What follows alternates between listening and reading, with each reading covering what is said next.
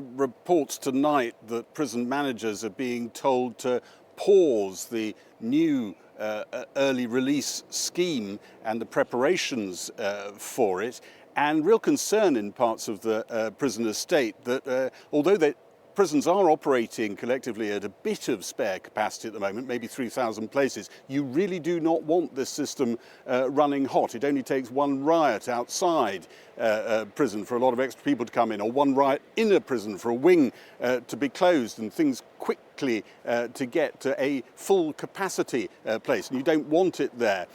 What we saw today was Andy Burnham yet again going against a bit of Keir Starmer policy, it looks like, even though we don't know the nature of this review.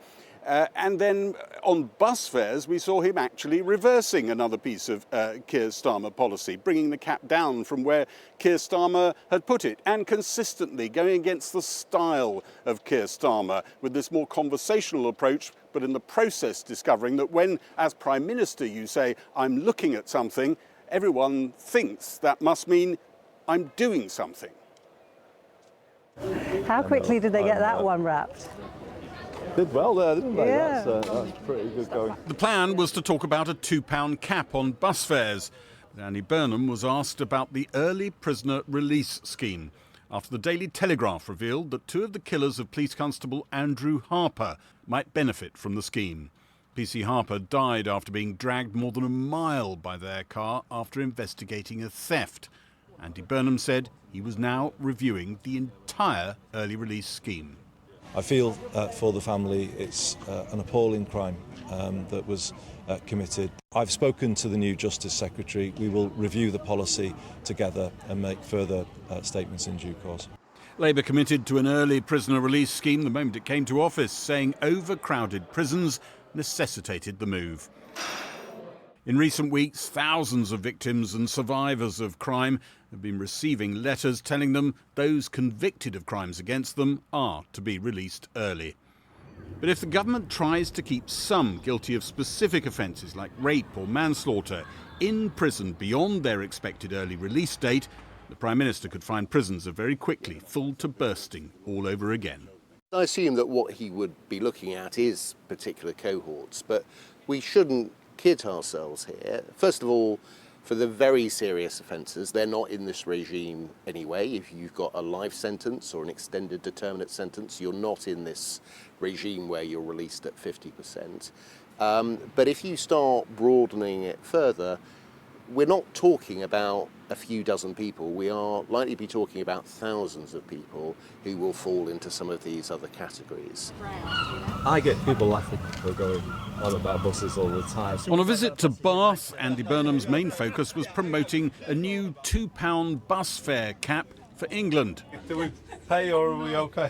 We can go for it. The £2 cap was originally introduced under Boris Johnson, but raised to £3 by Keir Starmer, saying there wasn't enough money around to fund the lower cap. You are bringing back Boris Johnson's policy of a £2 cap on bus fares. Is that really going to make a difference to people struggling with their finances?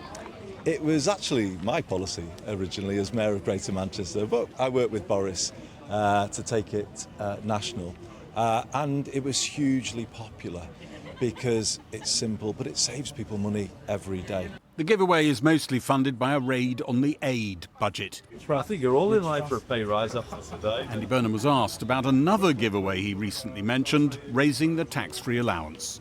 Are you going to do something about that or not? Well, it's funny these days, you can't answer a question honestly without then people reading everything else into it. It was. But you are Prime Minister. It was, yes, but I want to answer questions honestly in this job, as I said before.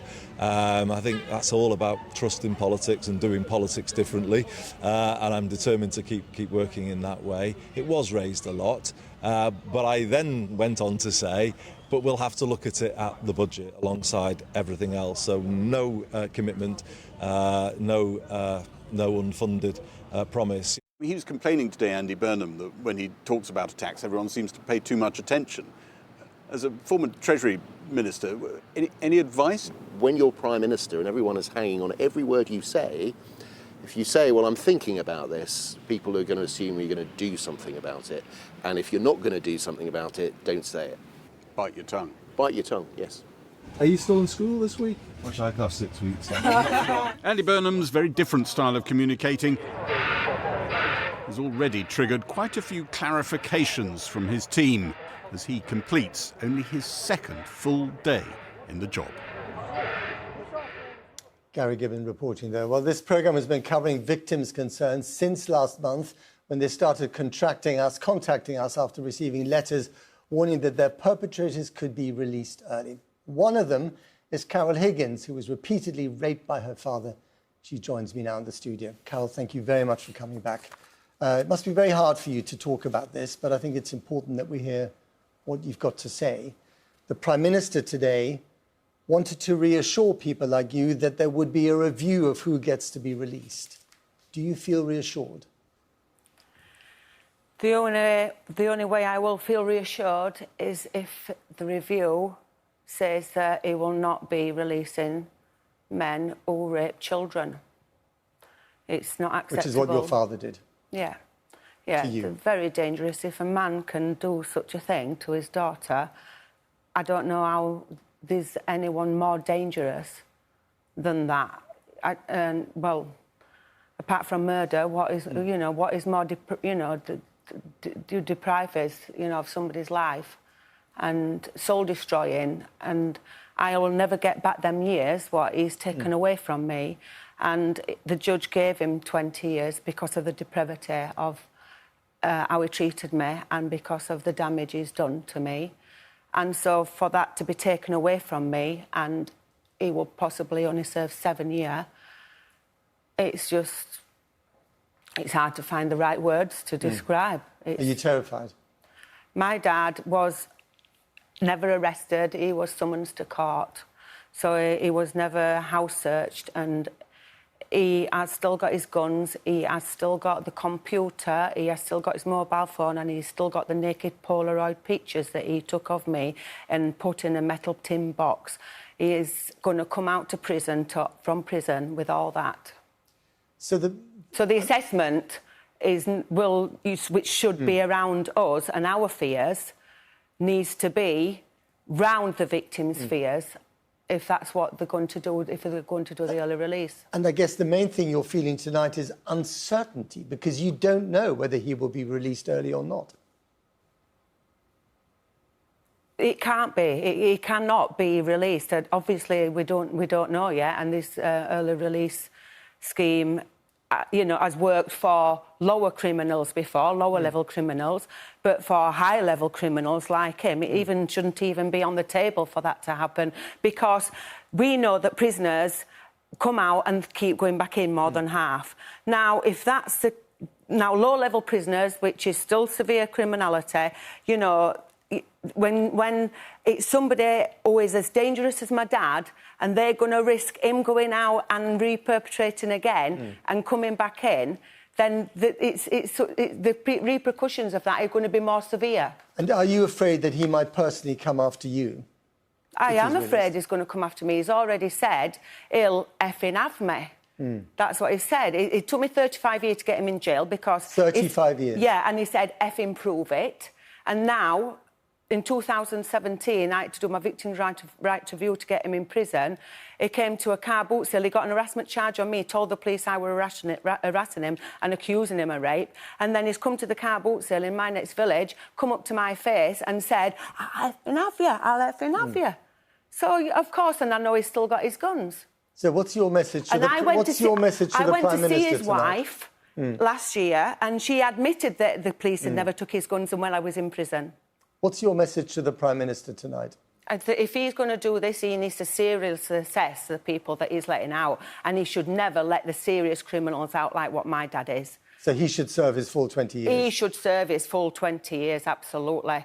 It's an insult to, my integrity that he would even consider letting such a dangerous man out. Carol Higgins, thank you very much indeed for coming in. Well, earlier I spoke to Mark Fairhurst, who's chair of the Prison Officers Association, and I began by asking him if he sympathised with people like Carol.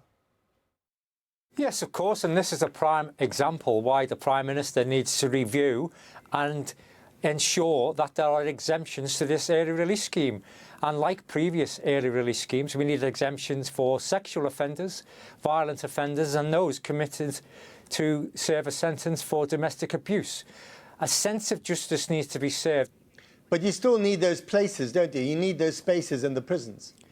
We do, but there are alternatives to releasing everybody who's subject to a standard determinate sentence.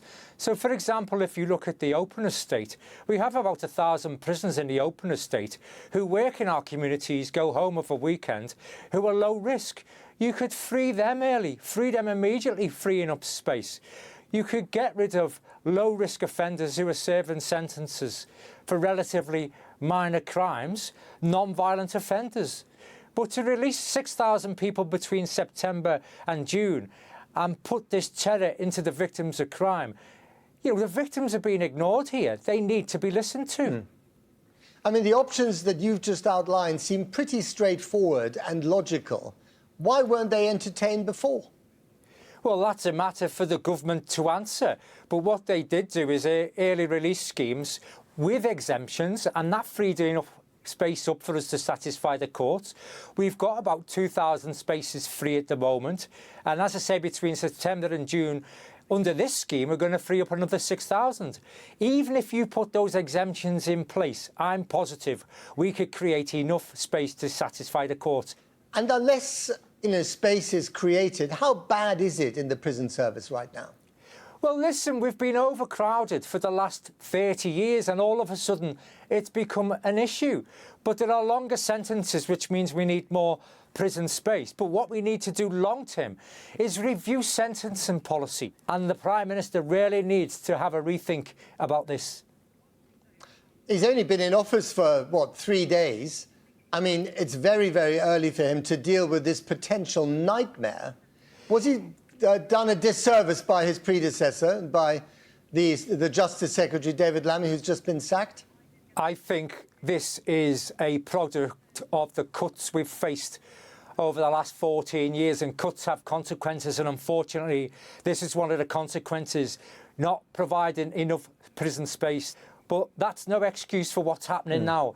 And Andy Burnham doesn't want this blotting his copybook. As he starts out as Prime Minister of this country, he needs to make the right decisions by the general public and the right decisions by victims of crime. Mark Fairhurst, thank you very much indeed. You're welcome.